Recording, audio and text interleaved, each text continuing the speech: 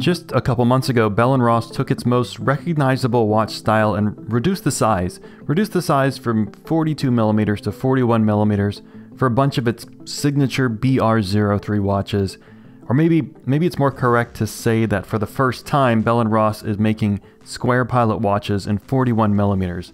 And that's what I have here, the new BR03 Copper in 41mm. And I'll talk about the size. I know how much we all like to talk about millimeters, but more interesting to me than the size is Bell & Ross, and it's how watch collectors seem to feel about Bell & Ross. And that's really what I want to discuss, and I get to do that here because I'm the boss, and I don't need nobody for nothing, except Exquisite Timepieces, who loaned me this watch. They just asked if I wanted to borrow something for a video, and I picked this, and they said cool, and here it is. Exquisite Timepieces has been great to work with, and do not fault them for associating with me and this channel. And maybe the people at Exquisite were surprised that I picked this watch because Bell & Ross watches are divisive in the watch collecting community. And by community, I mean online discussions where people talk about fit and finish without knowing what that means, and everyone agrees that in-house movements are better, but no one can really prove why. Case in point, check out the comment section of this video. And that's relevant here because movements are one of the things that Bell & Ross gets criticized for, and size and design and date windows, and yet I'm a fan, or maybe because of some of those criticisms I'm a fan. A few years ago, I went hands-on with the BR03 92 Diver in black ceramic.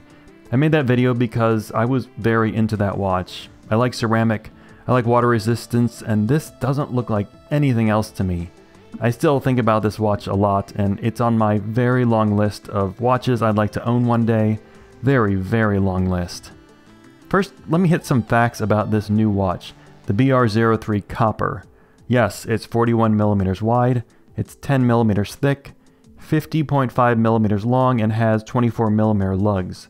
It has a water resistance of 100 meters without a screw-down crown, and it weighs 107 grams on this leather strap.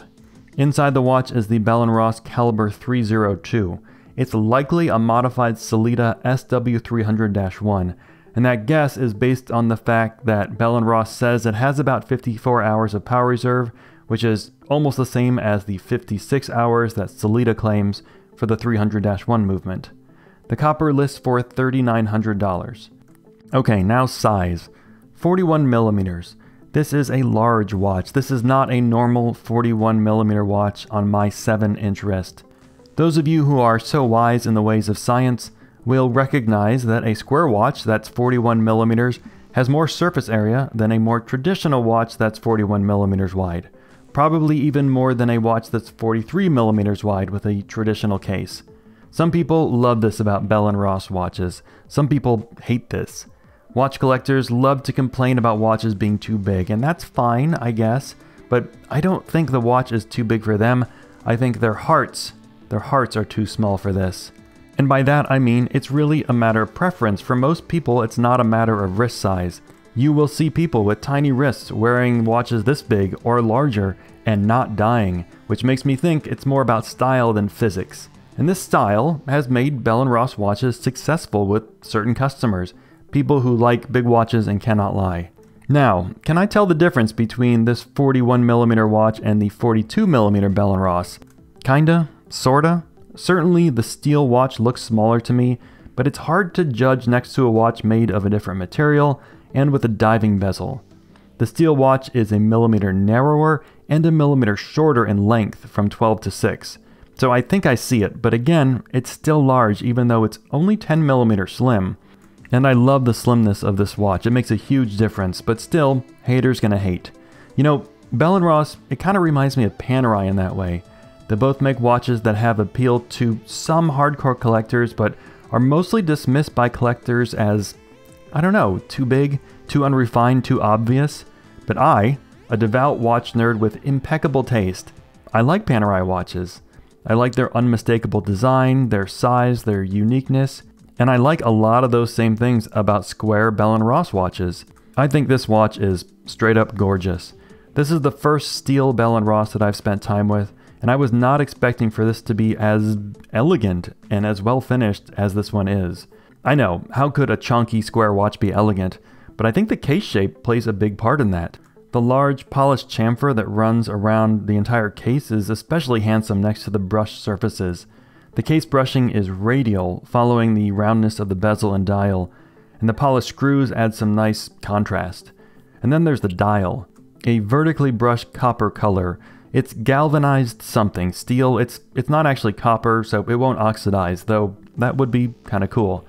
The numerals are engraved and blackened. And then there's the blued hands. Blued metal on this kind of salmon dial, this really works for me. And it was an interesting choice to match the lume color to the dial. This is a situation where colored lume, I think it's the right choice. In the light. In the dark, the lume is not great, especially since nothing on the dial is lumed. As weird as it may seem, I think this is almost a Bell & Ross dress watch. It does have 100 meters of water resistance, but with the finishing and the dial and the leather strap, to me, it's fancy. Now that price, $3,900, this is definitely one of the complaints I've heard about Bell & Ross watches. Specifically $3,900 for an off-the-shelf movement. Off-the-shelf and not even chronometer certified. For $100 more, you can get a Tudor Black Bay 58 that has a COSC certified movement with 70 hours of power reserve, in-house the whole deal, and the BB58 has a bracelet. The Bell & Ross does not compete, on paper. And that's what watch collectors love to look at, right? Specs on paper. But that's not really how people buy watches. Shoot, I'd argue that that's not even how watch collectors buy watches. None of you are buying luxury watches just based on a spec sheet. Watches are emotional. They are design objects, they are unnecessary goods, and we like them for a long list of reasons, and power reserve and even the accuracy of a watch is probably not at the top of those lists for most people. So, can you find a better deal on a watch? Yes, of course. You can get a Quartz Timex Weekender for $40, more accurate than the BB58 or this Bell & Ross, and might never need servicing. But for those of us who are actually into watches, that's not what watches are for. Watches and watch collecting is all about putting that ridiculous, overpriced, irrelevant thing on your wrist and going, damn, this is cool.